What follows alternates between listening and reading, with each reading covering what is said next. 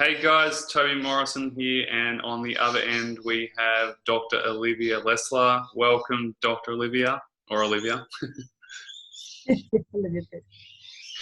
thanks for joining us. I wanted to organise this interview, and we probably will do a few of them, but I wanted to do this interview, one, because you've got a special interest in chronic disease and chronic illnesses, and when I met you, I was just like amazed at your enthusiasm behind it. And you're a bit shocked of my comment about that, because a lot of my clients come to me and they say, their doctor doesn't understand, or their doctor said that, what they're dealing with is all in their head, or that what they've got is not real, or there's no cure. And when I spoke to you about that, you were just really passionate about it. And so I wanted to get you on a call to kind of just share your kind of background and your knowledge and what you have seen with results that you're getting with your clients, and just your beliefs on things, because it's just such a nice, it's like, oh, I can finally breathe when someone who's had a chronic illness for a long time and, he's kind of said they're making it up or it's not real, and all of a sudden, they see a doctor and they say, no, yes, like what you're going through is 100% real, and there's also some things you can do about it. So thanks for joining. Really appreciate it. No problem. So it actually was a massive surprise that you were saying that some of your clients were still experiencing doctors telling them that it's in their head. Because at this point in time, the international scientific and medical consensus is that it is a disabling, debilitating, chronic problem that's very well defined. And it's, okay, yeah, we may not have money going into research as we would like, but certainly it's heading, and the fact that there are doctors still saying that it's in people's heads, that is tantamount to just malpractice as far as I'm concerned. Because what you do is you strip away these patients' sense of self, and the fact of the matter is they're already suffering. You're just adding to that burden. By all means, say you don't know. That is something that I'm, quite happy to do. If I don't know something, I say I don't know, and then go out of my way to research it, because that's the only way that us doctors are going to be able to find out the information that we need for our patients. We can't know everything about everything, okay? But to say that something is in someone's head, first of all, that's not true. Second, even if a proportion of this issue is in someone's head, in other words, there is obviously going to be a psychological aspect to chronic disease. There's going to be a psychological aspect to lying in bed all day, every day, and not being able to do the things that you do. That still counts as part of the disease. Yes. Sorry. No, so good. Keep going. No, this is good. What else do you want to add to that? Like, it's brilliant. So, I look, when we go through medical school, one of the things that one of my professors said to me, which stuck with me, is that he said, everything that you're reading in your medical textbook now, assume it's 5 to 10 years out of date. By the time the research is done in the lab, and then another lab corroborates that research, and then it gets translated, and then it winds up in a textbook, and then that textbook winds up in our hands in the university lecture hall, it's 5 or 10 years down the road. Things are changing so fast. So if you get out of medical school and then you start working with patients in community, and you think that there isn't stuff that's happening that you don't know about, it's insane. I don't even know what I don't know yet. And so every day that I do research, I'm constantly just baffled with how much is going on, how much I don't know, and how excited I am to figure more and more stuff out. Patients are relying on us to do this for them, because there is a massive gulf between the lab and research, and then what happens in community with our patients, and where that bridge, where the people who are meant to help translate all the science for patients. Look, to be honest with you, chronic fatigue syndrome, any chronic illness, is multifactorial, is complex to the root of it. You're going to be looking at, the immune system, so that's immunology. You're going to be looking at pathogens and microbiology. The gut, brain, gut, skin, gut, everything connection is huge. These are all things that have happened in the last, well, obviously it's been going on for about 20, 30 years, but in the last maybe 5 to 10 years is exploded.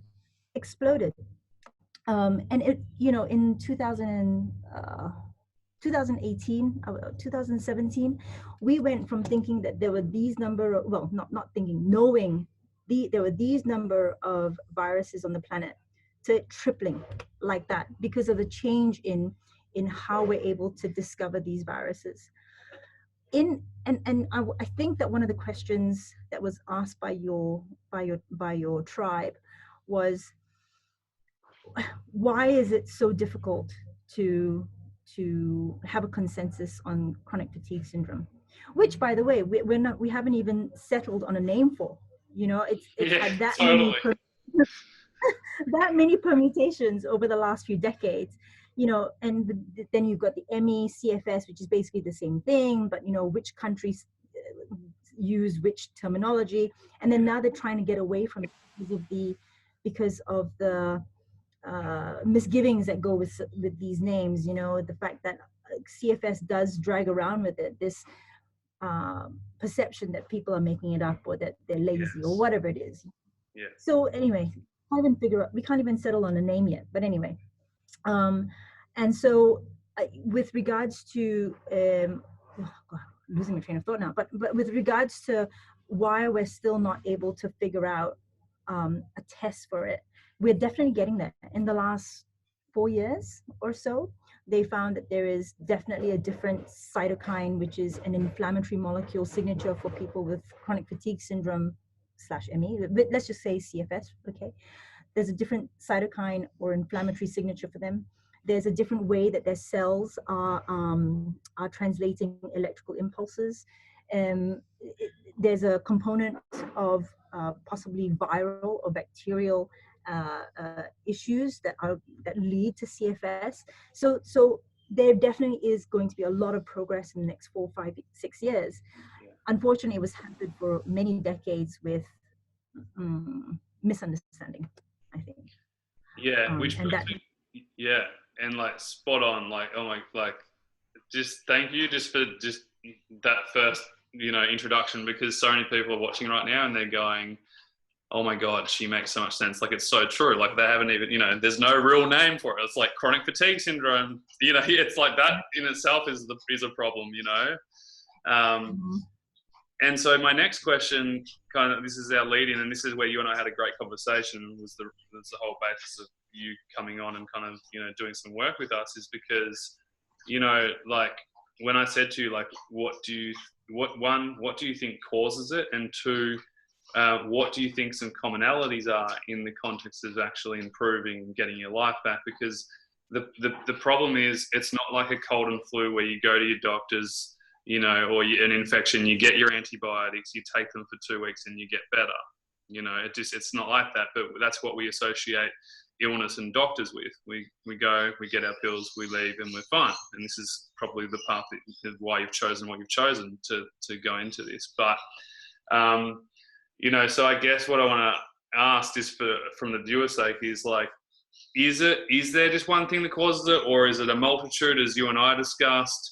You know, is it a combination of stress, viruses, gut problems, environmental stress? Like, what is it? Like, is it different for everyone?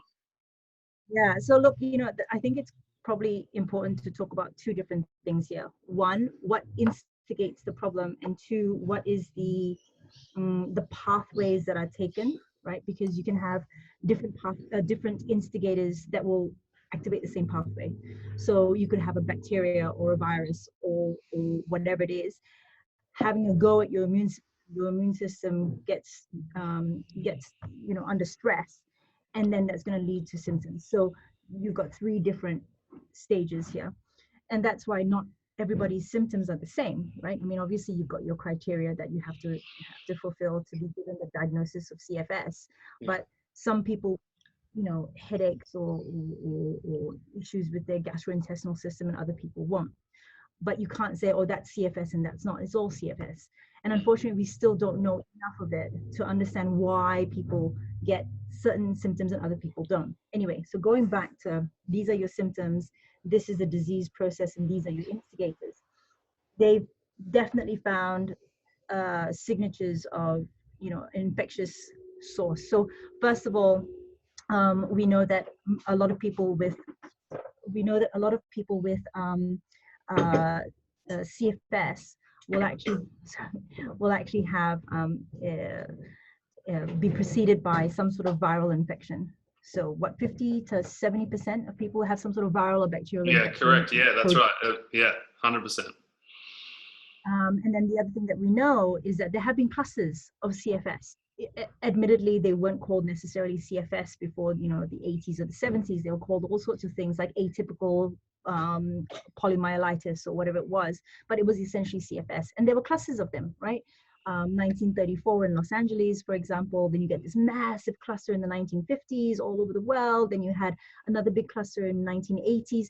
So you've got all these clusters which kind of point to the fact that it's an infectious source. In other words, people were actually having human to human transmission of whatever this is. And obviously they weren't able to really nut out or pin down the causative agent, virus or bacteria or whatever it is, virus more than likely. Yeah. But that doesn't mean it doesn't exist. Like, these things happen. We all know that. Yeah. So a lot of the time, yes, I think that there is an infectious cause. The other reason why I would think that is because there is a large element of neuroinflammation to do with CFS, and they've shown this now in MRI and functional MRI as well. So when you have neuroinflammation, what does that mean? It means inflammation of the brain. Fantastic. But we actually know more and more that neuroinflammation is actually seen with bacteria, fungi, and viruses in the brain, because on the other side of the fence, you've got other neuroinflammations like Alzheimer's, Parkinson's, ALS, and we're seeing more and more that those neurodegenerative diseases, A, have a component of neuroinflammation, but B, we're seeing that there are actually pathogens in the brain inciting the neuroinflammation. What other reasons? Oh, yeah, there's also there's really good studies to show that if you've had past trauma, you're more likely to have CFS as well. So obviously there's going to be some sort of nervous system component, how you adapt to stress and change and all the rest of it.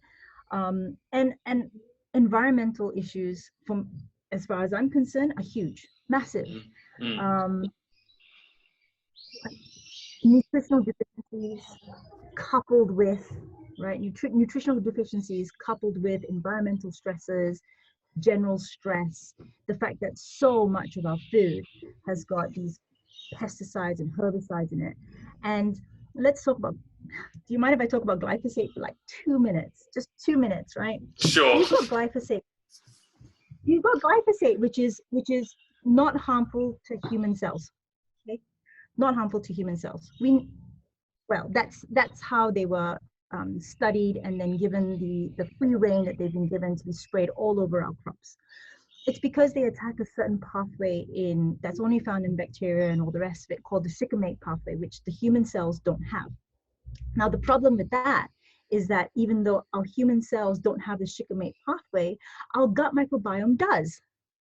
So then we're ingesting all this food with glyphosate, which is wreaking havoc with our gut microbiome. And we now know, there is not one scientist, one doctor, or one layperson who doesn't know that the gut microbiome plays such a huge part in health. Now, whether it's, to do with our brain health or our skin health or whatever it is, you put a poison into your body on a regular basis, day and night, disrupting your gut microbiome, you are asking for trouble. Yes. Okay, cool. This is good. It's so good to see someone so passionate about it, and you're making sense. So many people come to me and join my program because, and the common kind of commonalities are, I had glandular fever, or I had a post-viral infection. I had trauma. I was under, usually they're typically, A-type personality. So they're high achievers, they're pushing, they're kind of striving. So they kind of got that self-responsibility and pressure on themselves to almost always be better than they currently are, which leads to that kind of burnout, experience.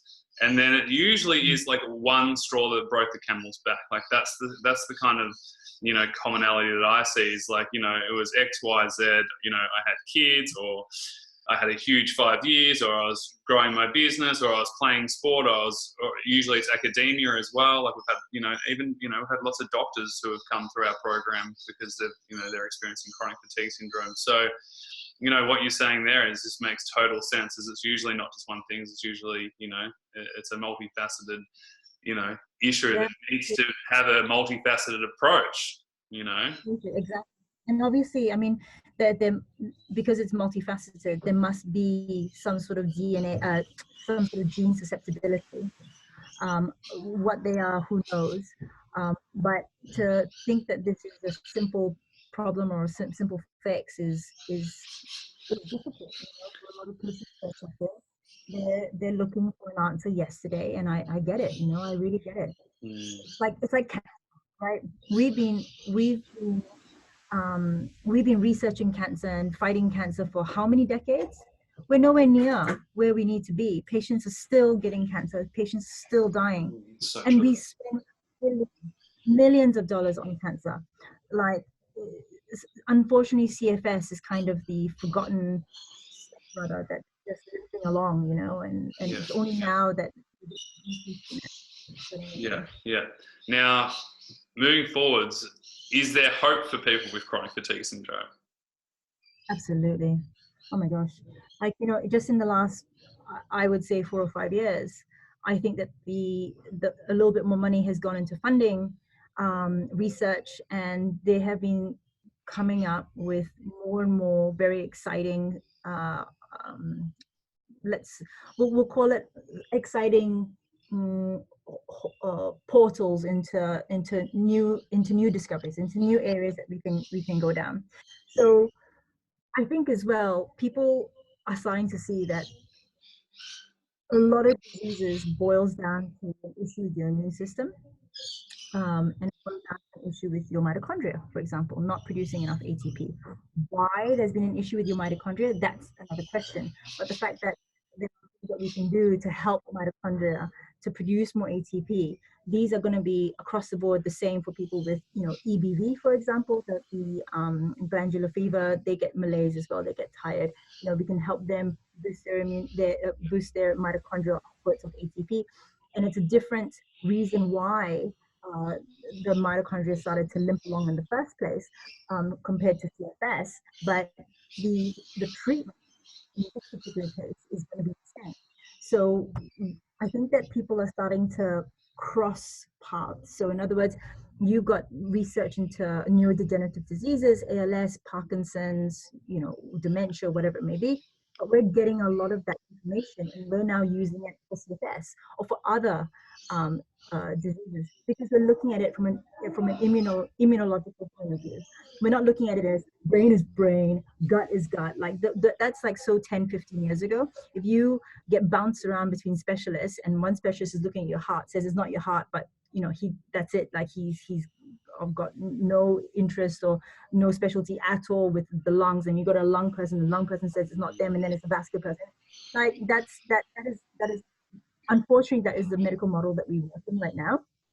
But it is so old-fashioned, and you need to actually see the patient as a whole. Yes, yeah. And we ended up talking for ages when we met, just about the basic stuff, like that is so hard for people when they're in such a complex state. I've been through it myself, so I get it.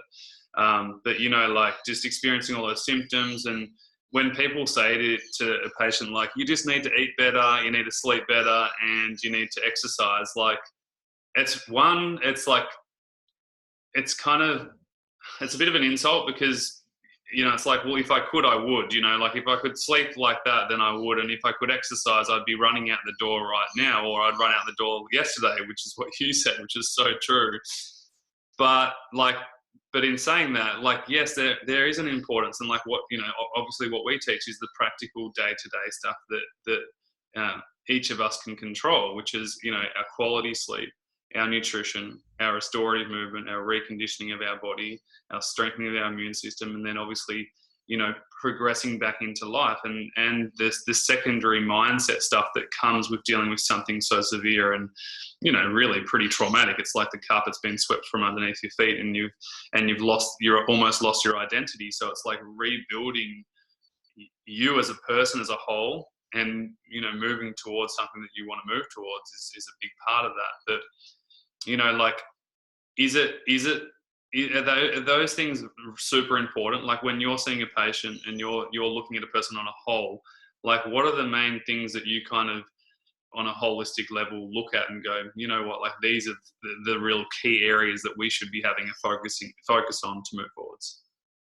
Yeah. So pretty much everything that you just said. Obviously, people know they need to get better sleep. People know they need to try and move. People know they need to eat better, but they actually do need a blueprint. How? What are the hacks? What are the biohacks to do these things better, to do these things such that, you've got like that minimum effective dose, because it can be so overwhelming, all the things that you're meant to do, right? So I kind of actually like to talk to my patients about things that aren't going to cost money, because unfortunately, this disease not just robs people of their identity, it robs people full stop. Bouncing around from doctor to doctor trying to find a diagnosis, first of all, is devastating. And then all that time off work where it's people are left almost destitute, I find. Since when you start to lose so much of your previous life, you kind of need anything that's going to remind you to live, right? So you're desperate to find a solution.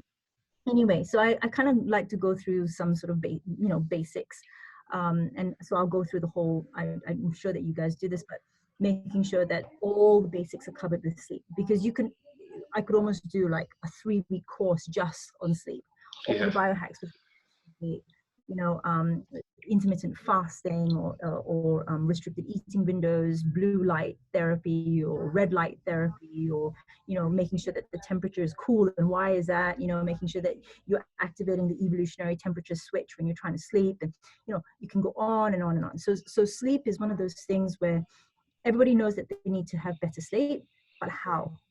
Nutrition is important, and of course you're going to get lots of people who look, I don't believe that there is one diet that rules them all, personally. Okay, so I do have patients who are carnivores, and I have patients who are vegans, and I think that I saw you say this, and it's like, is it working for you? Because you'll have an idea. If the diet that you're on is working for you, then you wouldn't be questioning it. But generally speaking, I go through, it's something that I learned off a doctor called Greg Emerson. It's called Lotus. So it's local, organic, traditional, unprocessed, sustainable. And so good. I love that, because that's a good starting point. And look, I know this inside out. I teach it. Do I do it? It's hard. I'm not saying it's not hard. So, and I also do like to talk to my patients about the fact that there are 101 things that they can implement, and it's going to be difficult, and they're going to fall off the wagon, and that's completely okay. Completely good. We're just here to help them get back on the wagon. And you know what, if they're exhausted and they don't want to, that's fine too. We'll just wait till you are ready. Because the amount of guilt and shame that goes into any chronic illness, and I'm going to put cancer there as well, is humongous. That's one less thing us as health practitioners need to help our patients with, because we need to be part of the solution and not part of the bloody problem. Wow. If we're there, like, shaming our patients or rolling our eyes when they tell us that they didn't do the diet that we recommended, or they didn't, whatever it is, like, shame on us. Shame on us. What has it got to do with us, whether or not, our patient, gets that exercise in or whatever it is? All we can do is just help guide them and give them a bloody hug when they need it, not to talk to them like they're children. Anyway.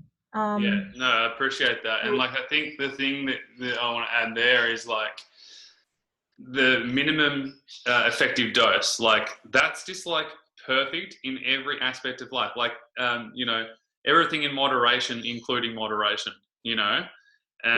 like it's just so spot on. Like, and that's the same thing, like minimum effective dose of your restorative movement, minimum effective dose of your breathing exercises. Same thing with your nutrition. Like, don't go super anal on it and then, you know, just stress out about food, because then that's going to stress you out even more, you know. Now know that there's something called orthorexia now. So orthorexia is when someone stresses out so much about eating well, eating right, eating organic, eating whatever it is, that it becomes an obsession, a pathological obsession. Yeah. People just need to just calm the farm a little bit. So I speak to my to start off, I speak to my patients about things that they can do which are free and that they can practice. And, you know, so one of them, as you're talking about, is breathing, right? Now, I'm a massive fan of nasal breathing compared to mouth breathing. There's lots of evidence that it helps with the autonomic nervous system, that it helps you properly utilize your diaphragm, really open up the lungs, and it decreases, you know, sore throats and what have you. So nasal breathing is one of the things that I will tell my patients to pay more attention to. Grounding, where they actually go out and they use bare feet on raw ground, whether it's the sand or the surf or whatever it is. That's really important. I mean, there have been papers to show that, you know, you actually decrease inflammatory markers in your body when you do that.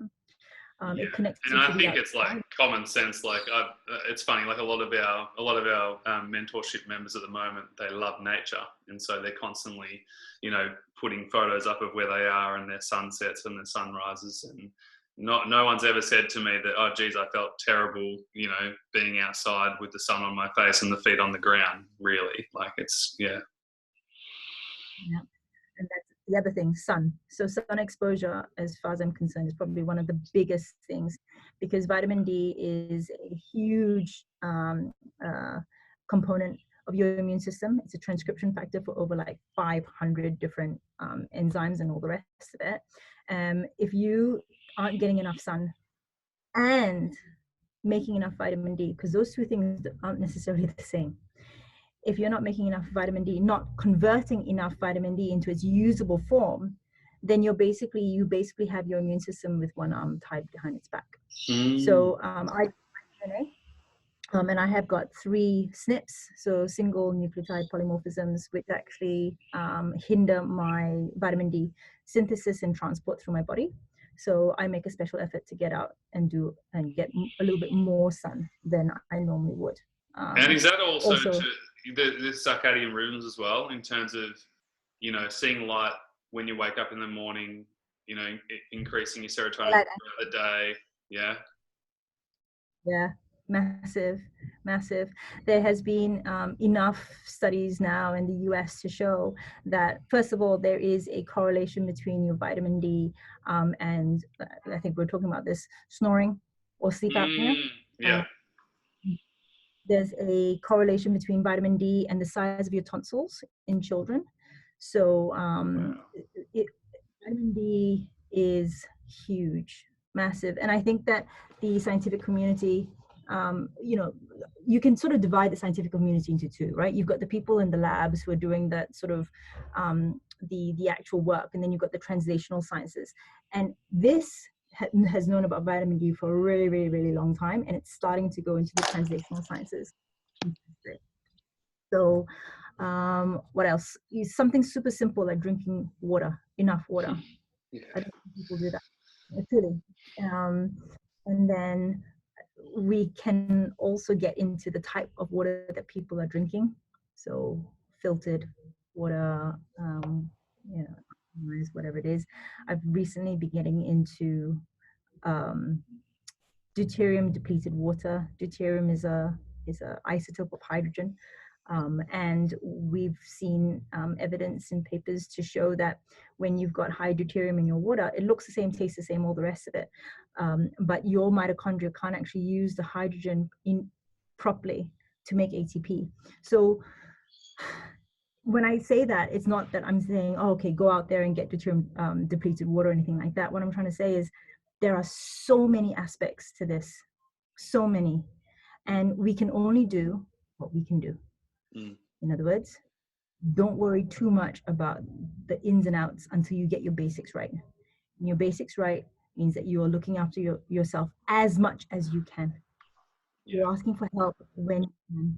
You're getting a support group if you can, because you've got to get your basics right. You can't jump from zero to hero and expect the results, because to be honest with you, CFS, like any other chronic illness, takes a while to get over. Yeah, can take some time, especially, you know, if you're stressed out and you feel like you've tried anything and you've got a bunch of fear on top of everything that you're experiencing, your nervous system's shot. You know, and it's what, as one of my favorite doctors said, Dr. Olivia, who was like head of Royal Children's Hospital in the ME CFS department. He was so awesome, and his biggest saying was, "It's not what you do, it's how you do it." And you know, he'd bang on about that. Like, I remember we did a conference together, you know, because I was one of his patients, and then after I recovered after 4 years and I started my program, we did a conference together, and he sang a song in front of like all these doctors in America. It's not what you do, it's how you do it. And he basically, what he was trying to say was like, you know, you can eat healthy, you can, you know, eat the right food, you can do the perfect amount of exercise, and you can, like, you know, work on your mindset. But like, if you're still like fully stressed about everything and you're doing it from a place of desperation, which is totally normal and appropriate, but it's also asking the question, well, is what I'm doing or how I'm doing it serving me? You know, sometimes you might be better off doing less, but doing it in a much more relaxed, calmer way that's actually really beneficial for you. And like you said, sometimes it's okay to give up for a little while. And you know what? Just like throw the towel in just for a week or two and just like be okay, just not being okay, and then get back on the horse, you know? Exactly. Be okay, not being okay, because, you know, the chances are your journey is going to be a long one, and you can run this journey stressed and self-defeated and hating things, or you can run this journey with the end goal in mind, which is I don't want to say recovery, because, you know, some people don't, and I think that it's a burden sometimes when people feel that they should recover. So the end goal is acceptance. And was it you who said acceptance doesn't necessarily mean resignation? Yeah, right? 100%. And bang on. Like the thing is, like with recovery is whatever you want it to mean. Like, you know, like some people, if they can just improve 5 or 10%, that's brilliant. If they can improve 20%, but putting like numbers on end goal and putting that pressure on oneself never really works out. Like I always tell my guys, like at the end of the day, you're here to improve the quality of your life, and you can paint that picture for yourself as you progress, you know, and it's incredible. Like, you know, 3, 6, 9, 12 months, they look back and go, wow, like I'm here now, and like this is awesome, but now it's like, all right, what do I do now? Like, you know, what do I want my life to look like, and progressing back into that. And that in itself is quite scary and quite hard to navigate. You know, like it's a journey. It's a journey. It is. It's a journey, and you know, it's not just a journey for the patients; it's a journey for them too. Because I truly that majority of doctors do, you know, they do want to help their patients, and they're at a little bit of a loss. And it is a journey for them as well. Hopefully, a lot of them are going home and studying, like I do, and you know, hopefully they're trying to they're trying to be the doctor that their patients need. Yeah. It's very. Can I just ask something though? Like, I feel like you're a doctor, but you're also a coach and a teacher. Like, you know, you're not someone who's just sitting there for 15 minutes and kind of just like, oh yeah, okay, yeah, that's what it is. See you later. Like, I feel like with the way you do things, you're very much you're coaching your patients as well as giving them, you know, medical advice when they need it.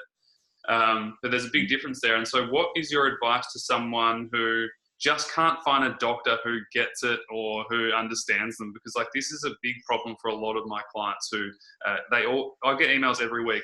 Toby, do you have any doctors who get it? And like I can only really name a handful of clients of doctors who I really feel like really truly get it. So like, you know, and the other thing is, and this is a burden that's placed on doctors, is like a lot of people are looking for the doctor to fix them.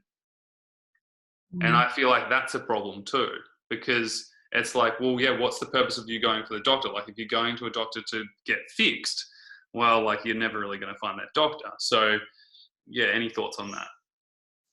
Yeah, you gotta think of your doctor kind of like a personal trainer, right? Your personal trainer is not going to fix you. You have to actually go to the gym and do the work yourself as well. But your personal trainer can tell you how many reps you have to do, what kind of exercise. See, I'm now using words that I don't understand, like reps, but you know, like that. And but you know, the personal trainer owes it to you to be up to date as well about, you know, whatever biohacking and nutritional science and amino acids and whatever it is. So look, to be honest with you, I very rarely see patients who expect their doctor to fix them. I think a lot of patients know, they've been around enough now to know that a lot of the time there isn't actually any experts in the field yet. Well, that's not true. I think there are a couple that I've read, and I'm very excited to at some point reach out to them and talk to them and all the rest of it. But they're still in that sort of lab that it's not Yes. yet. Yeah. Anyway, so I think that your community, that's where it's going to be at, where you're asking other people, do you have a doctor that you recommend? And you know, that is how it works for everything, your hairdresser and, you know, your tailor or whoever it is. It's about recommendation. You know, I personally actually don't really know that many doctors who have an interest in CFS. I know that a lot of sort of more natural health professions, naturopaths or whatever it is, have an interest in it. Yeah, of course. But it is important that people do have a doctor on board. Yeah, Just, 100%. Just peace of mind. yeah, and also because, you know, that's how you're going to navigate the Australian, well, the medical system, where whatever country that you're in, you know. Yes. Yes. And just, you know, I don't want it to sound as if I get the pressures that most doctors face with regards to insurance or, you know, Medicare. I mean, you are given a very short period of time to sit with your patient. You have to build rapport, you have to get the history, you have to try and figure out how are you going to do that? And I know for a fact that GPs don't earn that much money. And they get home after a really long day, a really long week, they want to spend time with their kids as well. Like and they have to go to these conferences and you know, CPR and all that kind of stuff. On top of that, they now have to try and research these complex chronic diseases. It's just not going to happen. Yeah. Broken, I think. It's funny you mentioned this, because like it's bringing back to when I started. Like I started this whole program, and it was originally face-to-face in a clinic in Melbourne when I started it, because I wanted to be able to give the practical day-to-day help that doctors didn't have the time for or the knowledge for. They didn't have the real experience and the real understanding of, like, you know, make sure you're not overdoing it and pushing and crashing all the time. Make sure you know, let's look at your baseline and figure out a healthy routine and structure for you. You know, like, because I just remember, like, when I was told, you know, like, yeah, you just got to sleep better and eat better and move more and, you know, kind of look after yourself. It was like, well, how do I do that? And so that was a 2-year journey just for me to navigate that on my own. You know, there was no YouTube back then. There was no like anything positive on Google. And so when I finally recovered and I was like, well, this works, and then I started helping people one-on-one, and then they started getting better, I was like, well, like, it's not me. It's like, it's just the principles, you know? And it was adapting those principles to the person in a specific way. And yeah, like it's just one, it's awesome to see that you doing your work and like spending a lot of time with these people, not just like, you know, like you said, like it's not just a 15-minute consult in and out, but also having the empathy for the GPs who are in that situation, because it's the system that they're in. Like they don't have a choice right now, you know. Yeah, that's part of the reason why I left the GP pathway, because it's not healthcare, it is disease care. And a lot of the time, the caring of the disease is basically throwing drugs at people. And drugs work. Don't get me wrong, drugs work. But I like to reserve drugs for that later stage where, you know, if some simple changes that you can do for yourself now can help you get over your illness, whatever that may be, then you don't need drugs, right? And that, look, to be honest with you, that goes for even for whatever natural supplements and all that kind of stuff. You know what I mean? For an acute, or in this case, chronic issues, and we know that patients, especially when they've got mitochondrial dysfunction, they do need the CoQ10 and the B complex and the zinc and the vitamin C. But if you're ever in a situation where essentially you change all your drugs for a whole big bag of supplements, then you're just substituting one chemical for another. Yes, it's got less of a side effect profile if you take it correctly, but you actually need to try and fix the reason why you're sick in the first place. And like we said, more than likely going to be some sort of an infection, you know. So what are you going to do? You're going to try and help your immune system clear that infection. Exactly. Yeah, spot on. And like when you're saying this, I'm thinking of the stress component, because you know a lot of our program again, mindset, as you say as well, it's not all in your head. You're not making this up. However, there's patterns there that either helps you create this, in the sense that, you know, you push yourself way beyond your means.